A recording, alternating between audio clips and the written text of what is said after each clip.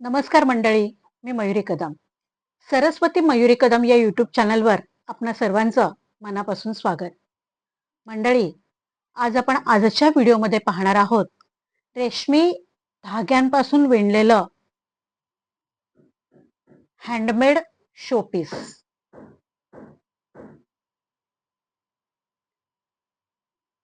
हे शोपीस कसं तयार केलं, याचं टेक्निक काय आहे, हे मी माझ्या पहिल्या आणि दुसऱ्या व्हिडिओमध्ये दाखवलं आहे. प्रत्यक्षात करून देखील दाखवलं आहे. सरस्वती मयुरी कदम या यूट्यूब चॅनलवर जाऊन पहिला आणि दुसरा व्हिडिओ बघा आणि त्यामध्ये हे टेक्निक कसं दाखवलंय ते पहा.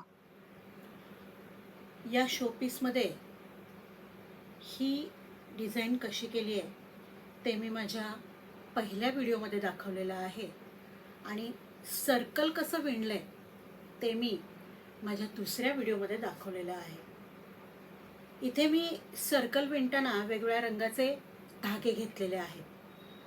सर्कल विणताना सुईतला धागा संपला की आपण दुसरा धागा घेतो. त्यावेळी तुम्ही वेगळ्या रंगांचे धागे घेऊन विणू शकता. इथे विणल्यानंतर आपोआप या ठिकाणी रेशमी धाग्यांचं सर्कल झालेलं तुम्हाला दिसून येईल. तुम्ही सुद्धा विणा आणि तयार करा आणि तुम्हाला सुद्धा विणल्यानंतर आतमध्ये आपोआप रेशमी धाग्याचं सर्कल तयार झालेलं दिसून येतं. इथे या ठिकाणी रिकामी जागा आहे. इथे तुम्ही फोटो लावू शकता किंवा आणखीन एखादी तुम्हाला कुठलं चित्र आवडत असेल तर ते चित्रसुद्धा तुम्ही इथे लावू शकता. पण मी इथे वेगळ्या टिंटेड पेपरवर, काळ्या रंगाच्या टिंटेड पेपरवर गणपतीचं चित्र आउटर लाईन काढून घेतली आहे आणि त्यावर पहिल्या व्हिडिओत दाखवल्याप्रमाणे एक ठराविक अंतर घेऊन इथे खुणा केलेल्या आहेत. पेन्सिलीच्या खुणा केल्यात आणि मग त्या खुणा सुईच्या साह्याने तिथे छिद्र पाडलेली आहेत आणि मग सुईत धागा होऊन एक साधा धावदोरा या ठिकाणी टाकलेला आहे. पण धागे घेताना मात्र व्यवस्थित कोणत्या ठिकाणी कोणता धागा घ्यायचा हे मात्र छान नियोजन करा, म्हणजे छान जे काही तुम्ही विणलंय ते ठसठशीत दिसेल. तुमच्याकडे निरुपयोगी मणी टिकल्या असतील तर त्या जपून ठेवत जा. आत्ता रक्षाबंधनानिमित्त भरपूर तुम्हाला तुमच्या घरात राख्या जमा झाल्या असतील तर त्या राख्यांमधील टिकल्या मणी असे जपून ठेवा की शोपीस करताना, भेटकार्ड तयार करताना त्याचा तुम्हाला उपयोग होईल. इथे मी या ठिकाणी खडे वापरलेले आहेत.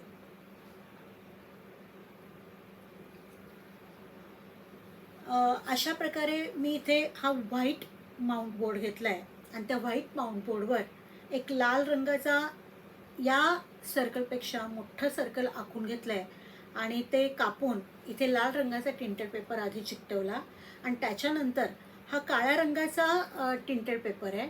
या काळ्या रंगाच्या वेगळ्या टिंटेड पेपरवर मी हे धागे विणलेले आहेत आणि तो पूर्ण तयार झाल्यानंतर या लाल रंगाच्या टिंटेड पेपरवर तो चिकटवलेला आहे आणि मधल्या भागामध्ये हे तयार करून चिकटवलं आहे.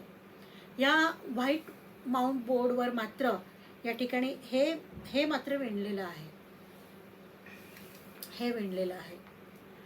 मग तुम्ही याच्यावरती प्रसंगानुसार जशा सणावारानुसार तुम्ही चारोळी, मेसेज लिहू शकता.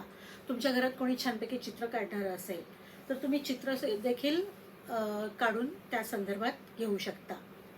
पण एक लक्षात ठेवायचं आहे की तुमचं भेटकार्ड किंवा शोपीस पूर्ण तयार झाल्यानंतर मात्र अशा प्रकारे